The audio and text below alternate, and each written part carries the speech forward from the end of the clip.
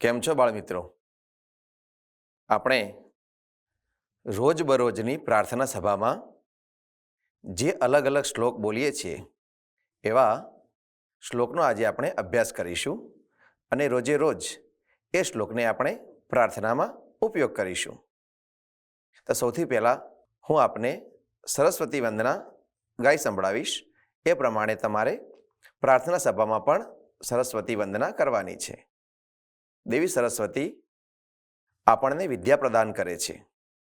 તો વિદ્યાની શરૂઆત કરતા પહેલાં આપણે દેવી સરસ્વતીનું વંદન કરવું જોઈએ. તો હું શરૂ કરું છું સરસ્વતી વંદના. સરસ્વતી નમસ્તુભ્યમ વરદે કામરૂપિણી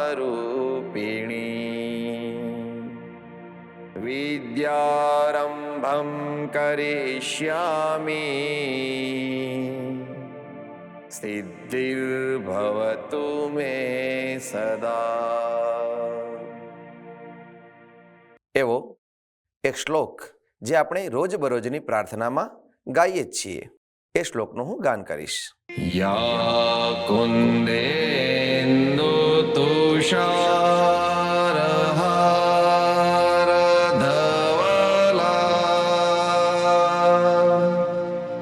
યા શુભ્રવસ્ત્રાવૃતા યા વીણાવરદંડમંડિતકરા યા શ્વેતપદ્માસના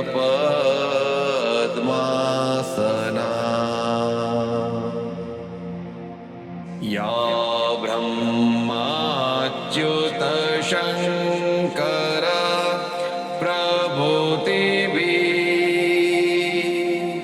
દેવૈ સદા વંદિતા સા માં પાતુ સરસ્વતી ભગવતી નિશેષજાડ્યાપહા. હવે જુદા જુદા કાર્યક્રમમાં જ્યારે આપણે દીપ પ્રજ્વલિત કરવાનો હોય ત્યારે દીપને આપણે આપણી સંસ્કૃતિ મુજબ નમસ્કાર કરવાના હોય છે. તો દીપ નમસ્કારનો શ્લોક હું આપને જણાવું છું. શુભમ કરોતુ કલ્યાણમ આરોગ્યમ ધન સંપદમ શત્રુબુદ્ધિર્વિનાશાય દીપજ્યોતિર્નમોસ્તુતે. હવે સમર્પણ મંત્ર હું આપની સામે રજૂ કરીશ જે રોજબરોજની પ્રાર્થનામાં આપણે ઉપયોગમાં લઈ શકીએ છીએ. ત્વમેવ માતા ચ પિતા ત્વમેવ ત્વમેવ બંધુશ્ચ સખા ત્વમેવ ત્વમેવ વિદ્યા દ્રવિણો ત્વમેવ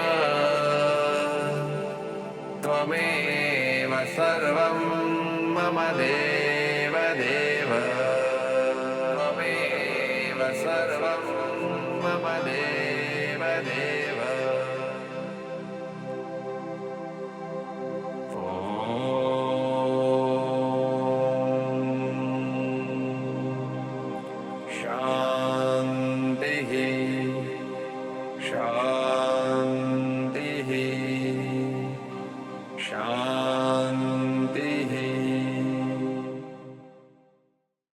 તો જોઈને બાળ દોસ્તો, આપણે કેટલા સરસ સરસ શ્લોક અને મંત્રો ગાયા.